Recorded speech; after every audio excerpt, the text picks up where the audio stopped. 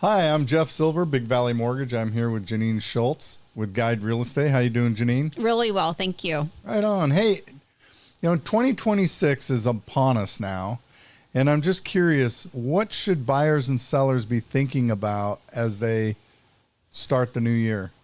I think that's a smart question because I think it can be very easy to get behind when the market starts moving. And I always say the market has an energy. You can almost feel it. And already as the year's starting, there is a lot of momentum already going on. And for anyone who's not prepared, you can lose out and miss some opportunity. So for example, I think that it looks different for sellers and buyers as we head into the new year. I have some clients that I've been working with for some time who are already in a good position to hit the ground running, but I'm also meeting new clients right now who may be 3-6 months out before they're ready to either buy or sell or do both. And the way that that looks for each plays out a little bit differently. So for example, if you have someone, I have an example. I've been working with someone for probably 6 months who's getting their home ready to sell.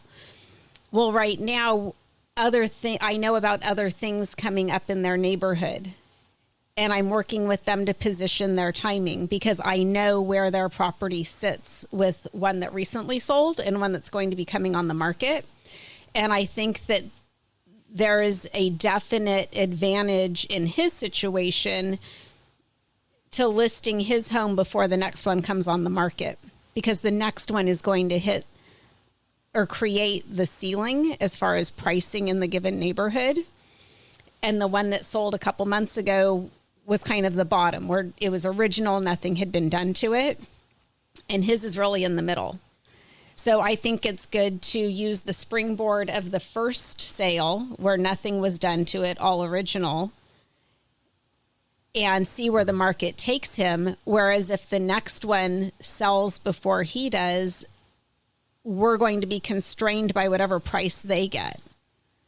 And if I'm on the agent, if I'm the agent on that one, fine, I trust that we'll get the most that we can and the ceiling's in the right place, but I don't know yet if I'm going to have that and where that price is going to land, and it will definitely affect us. So he's picking up his pace now. Where he was going at a leisurely pace, he's really kicked it into high gear to get on the market first.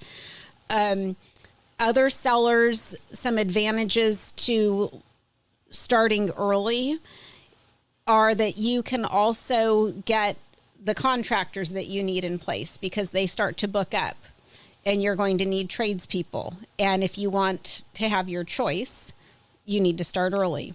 All of us agents are also talking about what's coming up. And so we can get our clients in position. They can talk to our lender, for example, and have all their ducks in a row, knowing a property is going to be hitting in March, let's say. Like I know about some that are hitting March and April. And I can make sure that if they have to get their credit score up, we're working with someone right now who needs to get her credit score up in the meantime. And she can be focused on that instead of a home coming up that she wants and going, oh gosh, I can't have my loan approved. Right. So, whether you're a buyer or a seller, I think that if you're looking 3-6 months in advance and speaking with your agent, your realtor, that the benefits will pay off in the end. So you talk about contractors and the availability of contractors.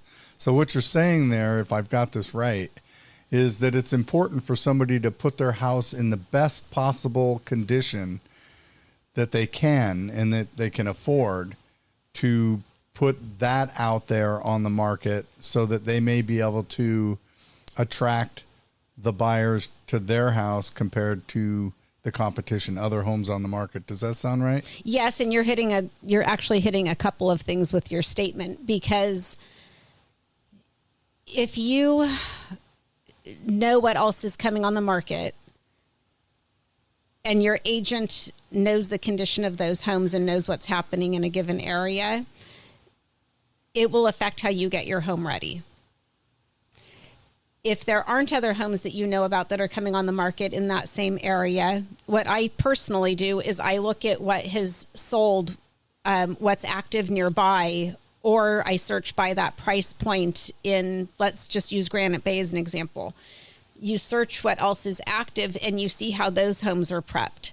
So depending on the market, sometimes you see every home being staged. Sometimes you see an empty shell. Wow. Okay. And it really varies with, is it a seller's market? Is it a buyer's market? Right. When it's really, really hot and things are going gangbusters, sellers can get a little bit relaxed sometimes and don't go to the same lengths as if the market's leaning towards a buyer's market. And then everything is just dialed in, everything is staged. Right now I'm seeing still primarily homes being staged. It depends on the price point as well, and what the client can afford as they're getting ready to make their move. Of course. But all in all, you can have the house prepped, you can have inspections if that's appropriate. And again, some of that's by price point, if the seller's getting all the inspections done in advance or not. But you have to consider also the second half of what I was thinking when you made that statement is as you wait, and let's say we're all anticipating the market heating up this spring, right? As a seller, your competition's going to increase. So you really have to stop and go, okay, what product am I offering here? Right. Do I want the added competition, or do I want to sneak in under the radar right now and get it sold before I have more competition? So timing is everything. Timing is everything, yes. Now that's from a seller's point of view. Now from a buyer's point of view, what should a buyer be thinking about as we go into 2026? I think it's smart for a buyer to get aligned with a realtor as soon as they know that they're considering buying, because they need to get paired up with a lender. We'll use the example again, maybe they need some help increasing their credit score. So they have to get paired up with a lender. Their agent needs to know what they're going to be looking for, because again, I shared the example that I'm talking to agents all the time and I know what they have coming up as much as they know. I mean, sometimes Right. things happen spur of the moment, but I already have people in position watching certain properties saying, I need you ready to act when this hits, or sometimes we can get them in before it hits the market and they have an opportunity to take advantage of an off-market sale. So from a seller's standpoint, they can benefit from that, because let's say I have a cash buyer who can close quickly, who doesn't have a home to sell, who's willing to match the price that they want. That can benefit the buyer and the seller. But if the more we as agents know in advance, the more we can help the client. That makes good sense. Absolutely. So it's important that a buyer pick a realtor up front, because that way that realtor can really dive in and represent that buyer to the best. Well, and it's interesting. Yes, I agree with your point. And it's interesting because I think a lot of buyers, especially because they can be searching properties online, and we see such a high, 95% of people buying a home are searching online, right? Yeah. So a lot of them think, I've got this. I can go online, I can find a property for myself. And I've met people who have been doing this for months. Then they see something that they think they want, and then they're making their first phone call to an agent, where an agent could have been watching the market for them, learning about coming soon properties, off-market listings, or again, getting them in position and getting their loan pre-approval ahead of time, whatever it may be. But I think that there's this belief out there with a lot of buyers that they've got it and they can handle it, when that's just the tip of the iceberg, is actually finding the property. There's so many, we did an entire podcast on that. There's a litany of other things that agent does. Right. that a lot of buyers aren't aware of. And so they think, oh, I'll just get a hold of them when I find something. And I do not advise doing that. Yeah, it's funny when you were just saying that, I had a poker player in mind. It's one thing to play poker and have fun with your friends. It's another when you enter the arena of professional poker. And to sit down with a professional poker player is a completely different game. The strategies are completely different.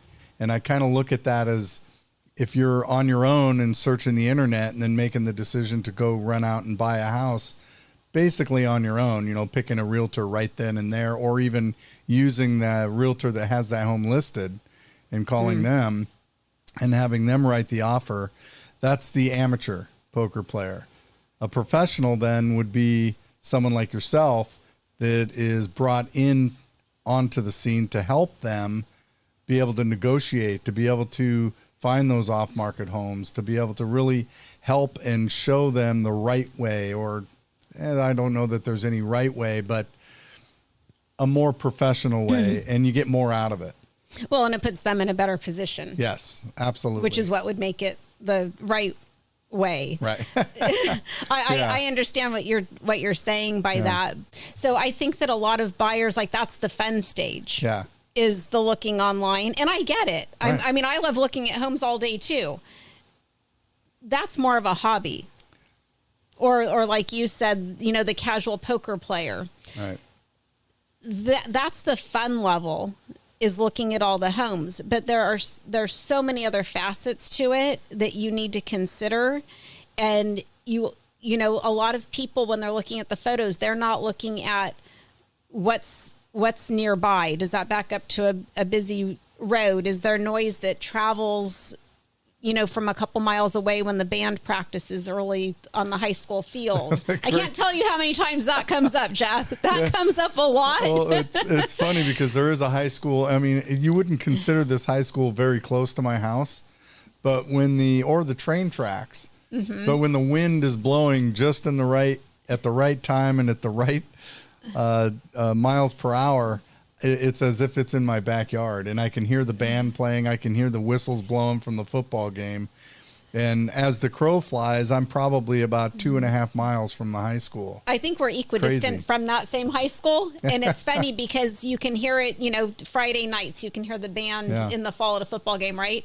A lot of people don't know that same band at the high school we're referring to practices at 6 a.m. Saturday mornings. And so that does come up when people are looking. But going back to the point we were making, again, I think that the internet just provides the fluff and the fun, and people aren't thinking of all the other things that an agent is going to do for them, or getting that early start. Right. And how that will help them strategically. Yeah, absolutely. I mean, the value of a realtor on your side, a professional realtor on your side, it's invaluable. And one that's ingrained in the community. I have a situation where I'll be very honest, because a lot of people think that this all falls into our laps every day. We have to work for listings a lot of the time. Sometimes it's a phone call and, hey, my friend recommended you, and those are the best phone calls to get, of course. But I right now am working with clients who I'm actually in their neighborhood where they're looking at selling their mom's home. And one of the siblings has a friend who's out of area who's a realtor. And they're weighing both of us. Well, when I'm running comps on this property, I know that 2 blocks from where the home is, the value of the home is very different. The makeup of the neighborhood and how desirable it is just different from where their home is positioned. I also understand a couple of other recent sales across the way. From the photos, you wouldn't know that there was a power stanchion practically in the backyard. You need someone who understands all those nuances of the neighborhoods and why a home sells for a certain dollar amount. You don't know all of it by looking at a piece of paper and going online and running your comps. You need to have a knowledge of what went into those sales prices. So a local agent. I believe strongly in that, yes. Yeah, makes sense. Makes a lot of sense. Well, I really appreciate talking with you, Jeanine, and I think that 2026 is going to be a fantastic year coming forward. I think it's off to a strong start. Thanks for having me. Absolutely.